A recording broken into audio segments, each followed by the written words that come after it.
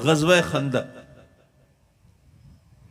ग़ज़वा उहद के बाद काफिरों ने, मुशरिकों ने ये कहा कि भाई ऐसा करो कि एक बहुत बड़ा लश्कर तैयार करो और मदीने पर चढ़ाई करो और ये मुसलमानों का माज़ल्ला टंटा ख़त्म करो। उन्होंने जनाब पूरी हिम्मत की कोशिश की, आसपास के कबीलों से भी रब्ता किया और जहाँ जहाँ उनका बस चलता था तो उन्होंने एक बहुत बड़ा लश्कर तैयार किया, मदीने की तरफ रुख किया। अब मेरे आका करीम सल्लल्लाहु अलैहि वसल्लम ने ऐसा निज़ाम कायम फरमाया था कि उनकी तैयारियां और उनकी हरकतें, उनकी इत्तला पहुंचती रहे। अब इत्तला मिली कि इतना बड़ा लश्कर चल पड़ा है मक्के से मदीने के लिए। मेरे आका करीम सल्लल्लाहु अलैहि वसल्लम ने अपने सहाबियों को जमा किया, मशवरा फरमाया, हाँ भाई इतना बड़ा लश्कर आ रहा है, उनका ये साजो सामान है, उनकी ये तैयारियां हैं, उनके ये अज़ाइम हैं और ये नीयतें हैं, अब बताओ क्या करें। अब मुसलमान बज़ाहिर बहुत कमज़ोर हैं, उनके मुकाबले में उनका मुकाबला करने की सूरत बज़ाहिर दिखाई नहीं देती। अब वो सहाबा किराम मुख्तलिफ मशवरे दे रहे हैं। हज़रत सलमान फ़ारसी रज़ियल्लाहु ताला अन्हु, उन्होंने मशवरा दिया कि सरकार हमारे इलाके में ऐसा होता है कि अगर इस तरह दुश्मन ताकतवर हो और ज़रा उनका मुकाबला करना दुश्वार नज़र आ रहा हो तो शहरों के गिर्द खंदक खोद दी जाती है। अब जब खंदक खुदी हुई होगी तो जाहिर है कि लश्कर उसको क्रॉस नहीं कर सकेगा, वो शहर पे नहीं आ सकेगा। तो ठीक है, वो मुहासरा कर लेंगे, बैठ जाएंगे, लेकिन इस असना के अंदर फिर हम भी अपने हलीफों को, अपने साथियों को बुला सकेंगे, कहीं से कोई मदद की सूरत इकट्ठी कर सकेंगे, कोई अपनी सियासत चमका सकेंगे और कोई ऐसी सूरत हाल निकाल सकेंगे कि हमें उनसे बचाव मुमकिन हो। तो बाकी सहाबियों ने और आका करीम ने उनका ये मशवरा पसंद किया और खंदक खोदी जा रही है मदीने के गिर्द। अब बेशतर खंदक खुद गई, थोड़ी सी रहती थी कि इतने में सहाबा किराम ने आकर आका करीम को खबर दी कि सरकार वो एक मसला बन गया है, खंदक के रास्ते में एक जगह एक बड़ी चट्टान आ गई है, बड़ी सख्त है, उसने बड़ी कोशिश की है उसको तोड़ने की, वो टूटती नहीं। अब अगर वो खंदक के रास्ते में जो चट्टान है वो उसी तरह बरकरार रही तो जाहिर है कि खंदक खोदने का मकसद ही खत्म हो जाएगा और नई खंदक खोदना अब मुमकिन नहीं, इतना वो वक्त नहीं है और इतनी अब हिम्मत भी नहीं है। मेरे आका करीम सल्लल्लाहु अलैहि वसल्लम ने फरमाया, अच्छा चलो दिखाओ मुझे कहाँ है वो चट्टान। वहां पहुंचे तो आपने फरमाया कि अच्छा वो तेशा, वो हथौड़ा, वो औजार जिससे खंदक खोद रहे हो लाओ। वो लिया। वो वक्त वो है कि आका करीम सल्लल्लाहु अलैहि वसल्लम के शिकम मुबारक पे दो पत्थर बंधे हुए, दो पत्थर बंधे हुए, लेकिन भूख की शिद्दत को मिटाने के लिए, और उस आलम में मेरे आका करीम ज़र्ब लगाते हैं और वह चट्टान रेजा रेजा हो जाती है। अच्छा, अब खंदक पूरी खोद दी गई। इतने में जनाब काफिरों का लश्कर भी आन पहुंचा।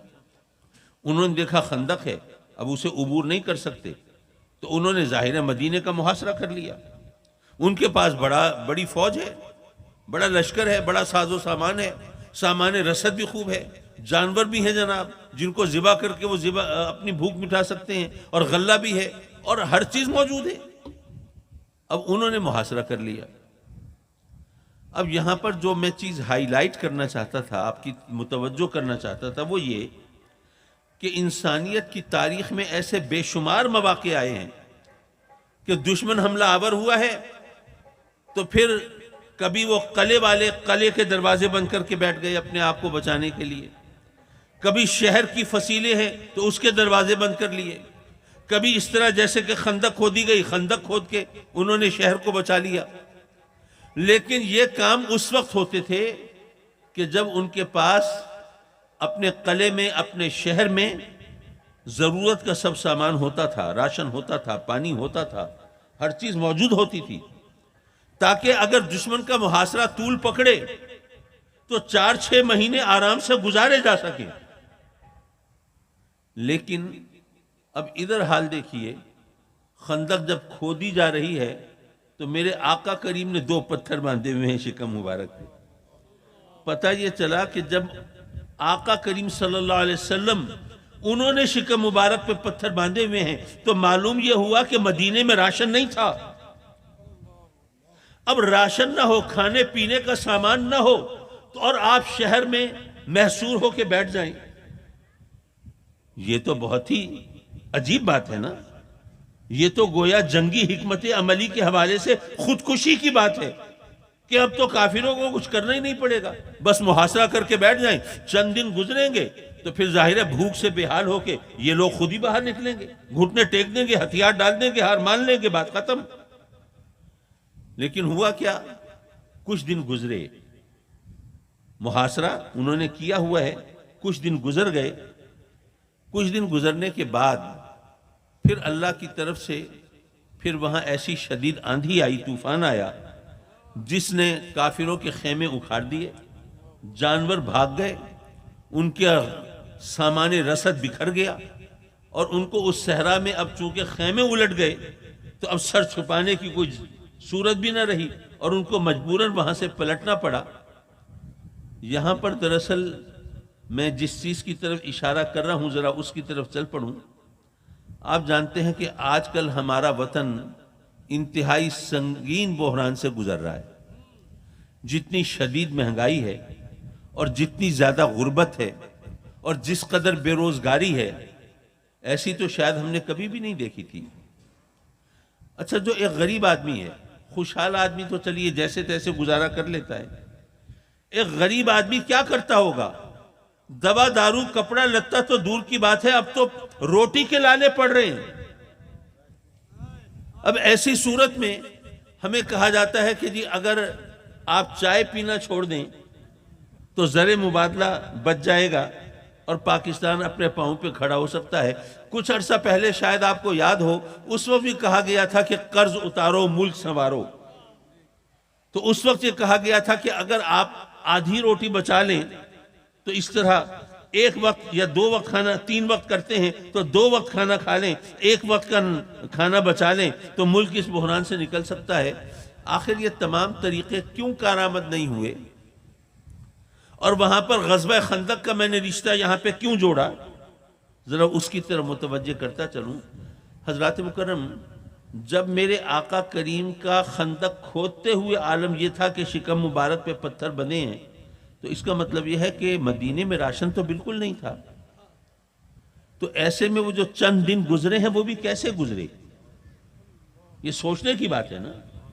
वो चंद दिन भी कैसे गुजरे यारो? वजह यह थी कि जब उनके सरदार, जो उनके आका अल्लाह के रसूल, जब वो शिकम मुबारक पे पत्थर बांध रहे हैं और दुनिया को पता है कि यहां ऐसा नहीं है कि जो हमारा सरदार हो खुद तो मजे में हो, खुद तो ऐशो इशरत में हो, खुद तो ज़ियाफ़तें उड़ा रहा हो और लजीज खाने खा रहा हो और उसका दस्तरखान सजा हो और उसके अहले खाना और उसके हवारी वो खुद तो मजे लूट रहे हो और हम आवाम वो मुसीबत में है, सख्ती में है, हमारे खाने को कुछ नहीं है, हमारे लिए दाना पानी नहीं है और वो मजे कर रहे हैं। अगर ऐसा होता तो कौन उस इम्तिहान में कामयाब होता, कौन उस आजमाइश में पूरा उतरता और कौन उस सख्ती को सहता और कौन भूख और प्यास से लड़ता? नहीं, सबके सब कहते कि जनाब वो मजे कर रहे हैं, हम ही रह गए मरने के लिए, नहीं हम ये बर्दाश्त नहीं करेंगे। लेकिन जब उन्होंने देखा कि खुद अल्लाह के रसूल शिकम मुबारक पे पत्थर बांधे हुए हैं, तो उन सब ने, मदीने के बासियों ने कहा, जब सरकार ये सख्ती सह सकते हैं तो हम क्यों नहीं सह सकते?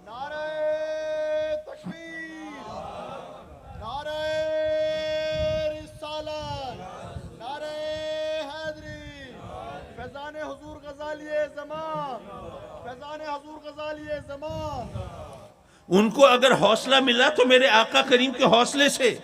उन्होंने देखा कि यहां पर कोई भी ऐशो इशरत में नहीं है, राहत आराम में नहीं है, कोई भी पेट भर के रोटी खाने वाला नहीं है, सब एक ही कश्ती के सवार हैं, सब एक ही हाल से दो चार हैं। तो उन्होंने कहा कि अगर आका करीम अल्लाह के रसूल, जिनकी खातिर हम हर चीज कुर्बान करने के लिए तैयार हैं, अगर वो भी इस तरह अगर सख्तियां सह रहे हैं तो हम क्यों नहीं सह सकते? ये सब्र, ये हौसला, ये हिम्मत अगर उनको मिली तो मेरे आका करीम की वजह से। और जब इतने दिन गुजर गए और उनका सब्र का पैमाना शायद छलकने के करीब हुआ होगा, लेकिन उन्होंने वो मिसाल कायम की, तो फिर रहमत इलाही को भी जोश आया। ये मेरे महबूब के साथ अगर ये सख्तियां सह रही हैं तो फिर अब इनको रिलीफ मिलना चाहिए, इनको कुदरत की तरफ से इनाम मिलना चाहिए, इनका साथ देना चाहिए। अल्लाह की तरफ से मदद भी बाद में आई है, पहले वो आजमाइश के मराहिल से पूरे उतरे हैं। लेकिन आज अगर हमारे हुक्मरान हमें कहते हैं चाय पीना छोड़ दो, तो क्या उनके किसी ऐशो इशरत में कमी आती है? मैं किसी पार्टी की बात नहीं कर रहा, मैं सियासत की बात नहीं कर रहा कि जनाब फला पार्टी के लोग ऐसे हैं फला नहीं। मैं तो इन जनरल, मैं उमूमी तौर पर बात कर रहा हूं कि जब हमारे हुक्मरान खुद अयाशियों में हों, बदमाशियों में हों, ऐशो इशरत में हों, राहत व आराम में हों, लेकिन अवाम से कहा जा रहा हो वो सख्ती से हैं, वो बेचारे तो उनको तो चाय की एक प्याली में अगर सुकून कहीं से मैसर आता है और तुम उनके मुंह से वो भी छीन लेना चाहते हो, लेकिन तुम बताओ तुमने क्या कुर्बानी दी है? क्या दुनिया नहीं जानती कि हमारे ये सियासतदानों ने जो मुल्क की पैसा बाहर पहुंचाया है, अगर वो पैसा वापिस आ जाए तो हमारे मसाइल हल हो जाएं। लेकिन वो मुल्क व कौम की खातिर ये तो कहा कि जी मैं अपने कपड़े बेचकर आपके मसाइल हल करने के लिए तैयार हूं। अब वो जाहिर है कि वो कपड़े तो इतने कीमती नहीं है कि वो बेचकर मसाइल हल किए जा सकें। जो असल दौलत है उसको तो वापस करने के लिए तैयार नहीं। तो हजरत मुकर्रम मेरे आका करीम सल्लल्लाहु अलैहि वसल्लम ने मिसाल कायम करके फिर अपने गुलामों को, अपने सहाबियों को हौसला अता फरमाया और फिर वो इस इम्तिहान में सुरखरू हुए तो अल्लाह की तरफ से भी मदद आई। दरअसल बहुत सी चीज़ें हैं जिन पर लोग शायद उस अंदाज से तवज्जो नहीं देते जिस तरह देनी चाहिए। एक और बात है, शायद मैंने वहाँ यूनिवर्सिटी में बयान तो की थी, लेकिन अब मुझे जाहिर है पूरी स्पीच याद नहीं, पता नहीं की थी या नहीं की थी। खुलफाए राशिदीन का ज़माना हमारे लिए सबसे बेहतर मिसाल है, हर जगह उसी की मिसाल दी जाती है। लेकिन आपने कभी गौर किया कि सैयदना इमाम हसन को शामिल करके 5 खुलफा हैं खुलफाए राशिदीन, उनमें सिर्फ सैयदना सिद्दीक़ अकबर हैं जो तबई तौर पर दुनिया से रुखसत हुए, बाकी चारों खुलफा शहीद हुए हैं। सैयदना उमर फारूक हों, उस्मान गनी हों, हैदर कर्रार हों, हसन इब्न अली हों, सब शहीद हुए ना। और मैदान कारजार में काफिरों के हाथों उन्होंने जामे शहादत नोश नहीं किया। जाहिर है कि इस तरह काफिरों से कितालो जिदाल करते हुए शहीद होना ये तो मुसलमानों के लिए मेराज है ना। लेकिन वो कलमा पढ़ने वाले, अपने आप को मुसलमानों में शुमार करने वाले, वो आते हैं और जनाब मुसलमानों की जो अमलदारी है वहीं पर आकर और वो उन खुलफा को शहीद करते हैं। तो बज़ाहिर तो ये लगता है कि वो ज़माना कैसा अजीब व गरीब होगा, वो कितना उसके अंदर बदअमनी होगी और कितनी खराबी होगी कि जहां पर ये 4 खुलफा शहीद हो गए। लेकिन नहीं, इसमें एक सबक था हमारे लिए। सबक क्या था? सबक ये था, अल्लाह तबारक व तआला ने हमें गोया ये बताया कि ए मेरे बंदो, मुसलमान अब सुपर पावर बनने जा रहे हैं, दुनिया की वाहिद सुपर पावर। अब उस वक्त ये खुलफाए राशिदीन ने बुनियाद फराहम की ना, जो फुतूहात का सिलसिला है और जो काफिरों पर और अजम पर जो उनकी हैबत और उनका सिक्का जमा है। लेकिन कोई ये ना सोचे कि ये किसी फर्द का कारनामा है, बल्कि पता चले कि उमर फारूक जैसी हस्ती शहीद हो जाए तो तब भी मुसलमानों के गलबे और तरक्की की रफ्तार खत्म नहीं होती। हैदर कर्रार जैसी हस्ती जामे शहादत नोश कर ले, लेकिन उसके बावजूद इस्लाम के उरूज का सफर जारी रहता है। हुसैन इब्ने अली, हसन इब्ने अली अगर वो खिलाफत से दस्तकश हो जाते हैं तो तब भी ये इस्लाम की तरक्की जारी रहती है। यानी इस तरक्की के लिए का सेहरा किसी फर्द के सर न बांधना, ये अल्लाह का करम है, उसी से लौ लगाना। और इसी पैगाम को आम करने के लिए सैयदना उमर फारूक ने हजरत खालिद बिन वलीद को माजूल किया था।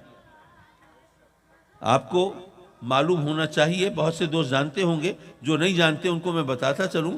हजरत खालिद बिन वलीद रज़ियल्लाहु ताला अन्हु, जिनका लक़ब है सैफुल्लाह, अल्लाह की तलवार, अब उनकी ये हैबत थी, उनका ये मकाम था, काफिरों पर उनकी ये दहशत थी कि जब मुखालिफ लश्करों को पता चलता था कि मुसलमानों के लश्कर की क़ियादत और सरबराही वो खालिद बिन वलीद के हाथ में है, तो आधी जंग वो वहीं हार जाते थे, हौसला छोड़ देते थे, हिम्मत हार जाते थे।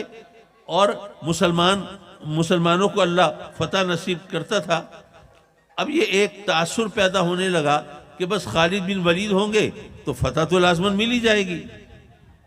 हजरत उमर फारूक रदी अल्लाह ताला अन्हु ने पैगाम भेजा कि खालिद बिन वलीद को सिपा सालार के ओहदे से माजूल किया जाता है और उनको हिदायत की जाती है कि वो एक आम सिपाही की हैसियत से वो जिहाद में हिस्सा ले सकते हैं। हजरत सैयदना खालिद बिन वलीद रदी अल्लाह ताला अन्हु ने इसको अना का मसला नहीं बनाया। मैं जनाब इतना बड़ा जर्नैल, मेरी हैबत से काफिरों की जनाब पसीने छूट जाते हैं, सांसें उखड़ जाती हैं, मुझे कहा जा रहा है एक आम सिपाही की हैसियत से लड़ूं। ये जो कल के मेरे तरबियत याफ्ता लोग ये मेरी क़यादत करेंगे?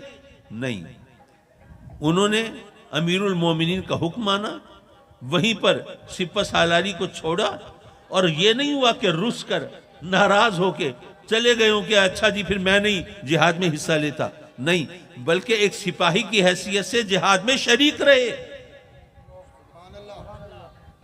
सबक यही था कि ऐ लोगों याद रखना सब कुछ उसी के कब्ज़े कुदरत में है। हज़रात मुकर्रम, मैंने जो आया करीमा तिलावत की थी, ज़रा उसके पस मंज़र में चंद बातें और फिर मैं अपनी बात ख़त्म करूँ। वलिल्लाहिल इज़्ज़त, कुरान में रब्बे कायनात ने फरमाया कि इज़्ज़त तो अल्लाह के लिए है। अब ये बात तो समझ में आती है, वो कादिर मुतलक है, वो रब्बे कायनात है, वो खालिक व मालिक है, जो चाहे सो करे। उसकी बारगाह में किसी को दम मारने की मजाल नहीं। अगर उसके लिए इज़्ज़त नहीं होगी तो किसके लिए होगी? वले रसूल ही, और इज्जत है उसके रसूल के लिए। ये बात भी समझ में आती है भाई, जिसको मनसब रिसालत सौंपा है, जिसको मसनद नबूवत पर बिठाया है, अगर उसके लिए इज्जत नहीं होगी तो किसके लिए होगी? और मैं इसको एक और अंदाज से भी दोस्तों के सामने बयान किया करता हूं। यहां आपके इलाके के MNA कौन है आजकल? मलिक फारूक आजम साहब। जब फारूक आजम साहब MNA नहीं थे तो क्या उस वक्त उनकी वो टौर थी जो आज है? नहीं, उनकी वो ताकत नहीं थी, वो शान नहीं थी, वो कुदरत नहीं थी, वो इख्तियार नहीं था। लेकिन जब आपने उनको इलेक्ट किया, आपने उनको वोट दिया, वो इलेक्टेड पब्लिक रिप्रेजेंटेटिव बन गए, अब उनकी शान बढ़ गई, ताकत बढ़ गई, इख्तियार बढ़ गया, उनके किए हुए फोन और दस्तखतों की अहमियत बढ़ गई। तो कुछ लोगों को आपने चुना है, जिनको आपने चुना उनकी शान भी बढ़ गई, ताकत भी बढ़ गई, इख्तियार भी बढ़ गया।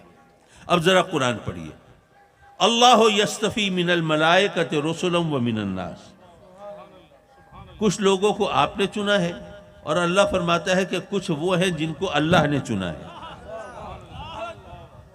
और जिनको अल्लाह ने चुना है वो कौन है? वो अल्लाह के रसूल हैं। और जिनको तुमने चुना है MNA, MPA, काउंसलर, चेयरमैन, वो तो एक हल्का है ना छोटा सा, उसमें से चुना है। लेकिन अल्लाह ने जो चुना है वो छोटे से हल्के से नहीं चुना, बल्कि तमाम फरिश्तों और इंसानों में से चुना है। तो जिसको तुमने चुना है छोटे से हल्के से, अरे उसकी ताकत तो बढ़ जाती है, शान बढ़ जाती है, इख्तियार बढ़ जाता है। और जिसको अल्लाह ने चुना है उसके बारे में बहस करते रहते हो, जी वो ये कर सकते हैं कि नहीं, उनके पल्ले कुछ है कि नहीं। क्या मजहब का खेज बात है? जिसको अल्लाह ने चुना है और तमाम इंसानों और फरिश्तों में से चुना है, उनकी ताकत का आलम क्या होगा? वलिल मोमिनीन, और इज्जत है मोमिनों के लिए। मोमिनों के लिए इज्जत क्यों है?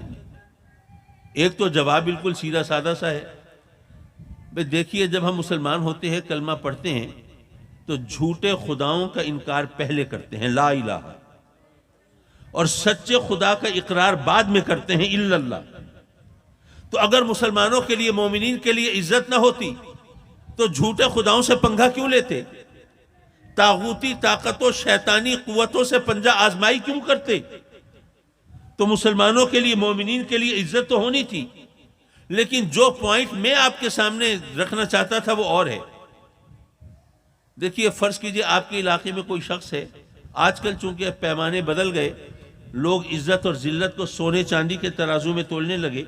वरना हमें याद है हमारे बचपन में अगर कोई नमाजी होता था, मुत्तकी पारसा होता था, चाहे गरीब होता था, लेकिन उसका वक़ार होता था, इज्जत होती थी, लोगों के दिलों में उसकी बड़ी कदर होती थी। आजकल पता होता है कि ये जी शराबी है, जानी है, बदमाश है, फलां है, लेकिन चूंकि माल है उसके पास, इसलिए सब उसकी इज्जत कर रहे हैं। आजकल ऐसा है कि नहीं है?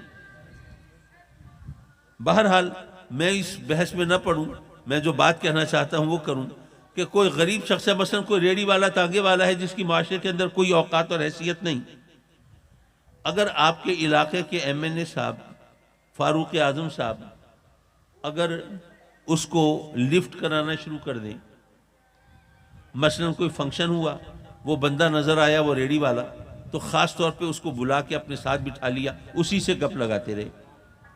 अपनी गाड़ी पे जा रहे हैं फारूक आजम साहब, रास्ते में बंदा कहीं जाता हुआ पैदल दिखाई दिया, गाड़ी रोक के अपने साथ चढ़ा लिया और फिर चल पड़े।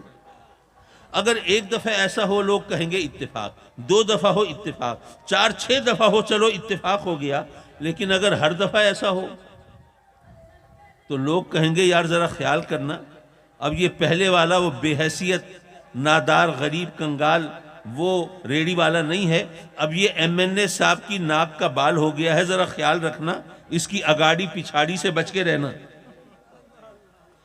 पता ये चला कोई MNA MPA कोई गवर्नर मिनिस्टर किसी से करीब हो जाए तो उसको इज्जत मिल जाती है, ऐसा है कि नहीं है? उसकी जरा शोशा हो जाती है और उसको इज्जत व वक़ार मिल जाता है। लेकिन अल्लाह ताला ने कुरान मजीद में इरशाद फरमाया, अन्नबियो औला बिल मोमिनीन मिन अनफुसिहिम, मेरा महबूब तो मोमिनों से उनकी जानों से ज्यादा करीब है। तो यारो जिससे कोई गवर्नर वजीर कोई MNA MPA करीब हो जाए उसकी तो इज्जत हो जाती है, और जिससे अल्लाह का महबूब करीब हो वो बेइज्जत कैसे रह सकता है? तो मोमिनों को इज्जत मिली है तो आका करीम सल्लल्लाहु अलैहि वसल्लम के कुर्ब के सदक़े में मिली है। अच्छा, यहां पर एक बड़ा भारी एतराज हो सकता है, और कोई एतराज वैलिड हो, जरा वजनी हो, तो मैं चाहता हूं मैं खुद उसका जवाब देता चलूं, आप खामखा बाकी उलमा को मेरी वजह से तंग ना करते फिरें। एतराज यह हो सकता है कि जी आपने कहा कि चूंकि नबी करीम सल्लल्लाहु अलैहि वसल्लम मोमिनों से करीब हैं इसलिए मोमिनों को इज्जत मिली, तो कुरान की एक और आयत भी तो है, वनहनु अक़रबु इलैहि मिन हब्लिल वरीद, अल्लाह ने फरमाया कि हम उनकी शहरत से ज्यादा उनसे करीब हैं। नबी पाक के लिए तो फरमाया मोमिनों से करीब हैं, लेकिन अपने लिए तो ईमान की शर्त नहीं रखी, कोई कंडीशन नहीं लगाई। वनहनु अक़रबु इलैहि, इलैहि एक आम ज़मीर इरशाद फरमाई।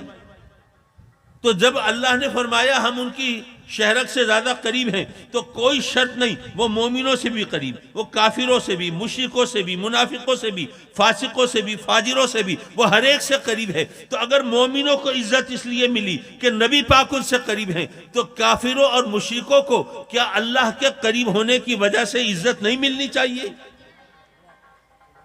कि आपके नजदीक नबी करीम का करीब होना ज्यादा अहमियत रखता है अल्लाह के करीब होने से? सवाल तो बनता है ना। मैं अर्ज करूंगा जवाब हम जानते तो हैं, लेकिन जरा उसकी तरफ मुतवज्जे करने की जरूरत होती है।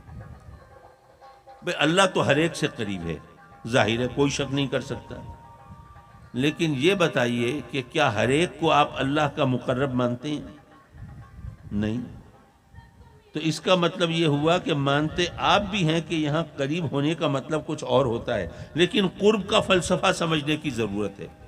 जरा 2 लफ्जों में बात करके और फिर एक नसीहत करके मैं आपकी जान छोड़ना चाहता हूं, और खुद मेरी भी अपनी मजबूरी है। आप तो यहां से अपने घरों में चले जाएंगे, मुझे तो मुल्तान पहुंचना है।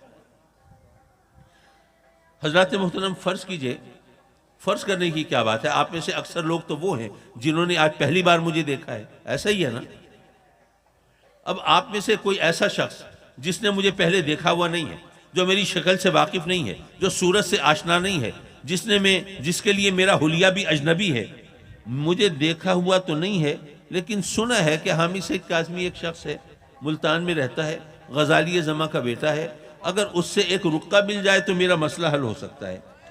तो आप मुझसे मिलने के लिए, रुक्का लेने के लिए, चिट्ठी लिखवाने के लिए आप मुल्तान जाना चाहते हैं, तो यहां बहावलपुर के कोच स्टेशन पे आप पहुंचे कि भाई मुल्तान जाना है। जो कोच मुल्तान जा रही थी उसमें सवार हुए। इत्तेफाक ऐसा है कि मैं भी उसी कोच से मुल्तान जा रहा था, और मजीद इत्तेफाक ये हुआ कि आपको सीट मिली मेरे साथ। अब आप मुझसे वाकिफ नहीं है, शक्ल से आशना नहीं है, सूरत से पहचानते नहीं है, तो मेरे साथ बैठकर मुझसे मिलने के लिए आप मुल्तान तशरीफ ले जा रहे हैं। अब यहां से 1.5 घंटा तो लगता है कम से कम मुल्तान तक। अब 1.5-2 घंटे आप मेरे साथ जुड़े बैठे रहे। मुल्तान कोच स्टेशन पर जब हम उतरे तो मुझे तो अपने घर का पता था, मैं सीधा अपने घर चला गया। आपको तो मालूम नहीं था, आप भी पूछते पुछाते पता करके आप भी किसी तरह वहां पर पहुंच गए। घंटी बजाई, मैं अंदर से बाहर निकला, आप मुझे देख के हैरान, मैं परेशान। हाँ जी फरमाइए, कैसे जहमत की? आपने कहा जी वो जरा हामी सईद काज़मी साहब अगर घर में हो तो उन्हें जरा भेज दीजिए, उनसे काम है। मैंने कहा मुझसे काम है? फरमाइए क्या काम है? आपको पता चला कि मैं ही हामी सईद काज़मी हूं, तो आपने सर पीट लिया कि पता होता तो मैं इतना पंथ क्यों करता, इतना सफर क्यों करता, इतना खर्चा क्यों करता, इतना वक्त क्यों जाया करता, इतना थकता क्यों। भाई आपसे एक चिट्ठी लेनी थी तो वहां बहावलपुर कोच स्टेशन पर हम खड़े थे, वहीं पे मैं वो लिखवा लेता, घुग्गी लगवा लेता आपसे, मेरा मसला भी हल हो चुका होता अब तक। तो आप 1.5-2 घंटे मेरे साथ जुड़े बैठे रहे, क्या वाकई आप मुझसे करीब थे? अगर करीब होते तो खत लिखवा लेते, मसला हल करा लेते। पता ये चला कि करीब होना न होना बेमाना होता है जब तक कि मारिफत न हो कि कोई करीब है।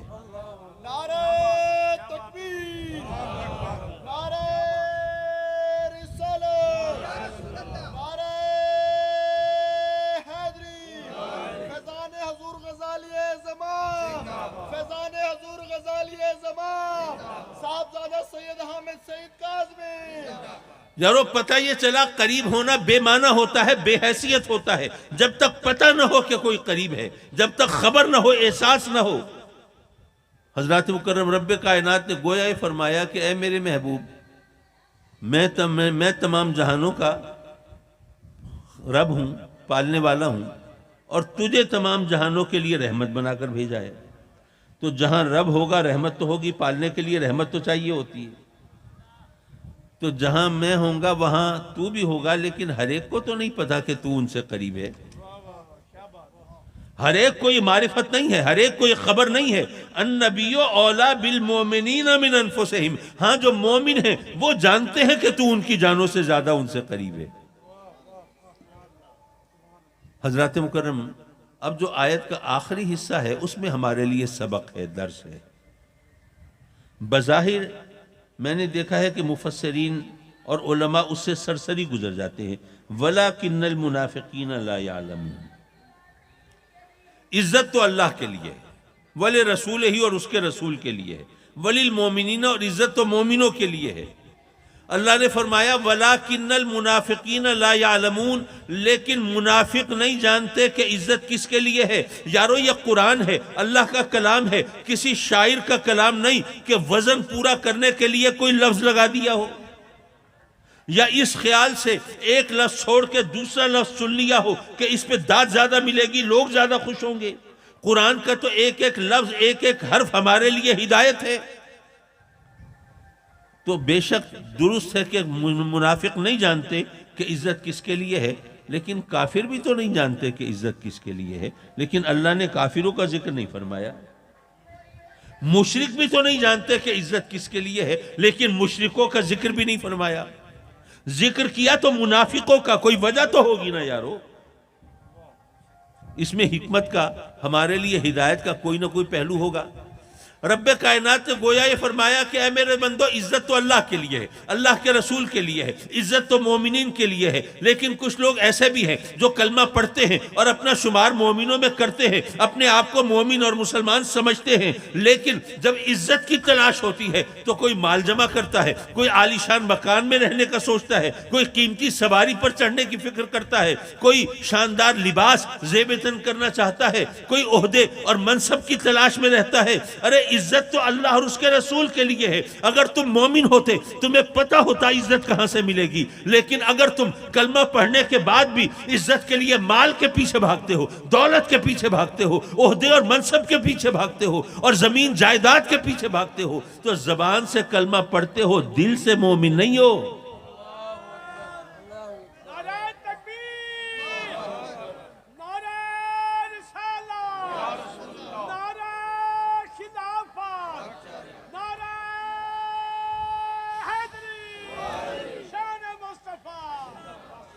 तो यारो जो ज़बान से कलमा पढ़े और दिल से मोमिन न हो उसी को मुनाफिक कहते हैं ना। तो यहां पर हमारे लिए सबक यह है कि ए मोमिनो, तुम्हें यकीन होना चाहिए कि इज्जत अल्लाह रसूल के दामन से मिलेगी।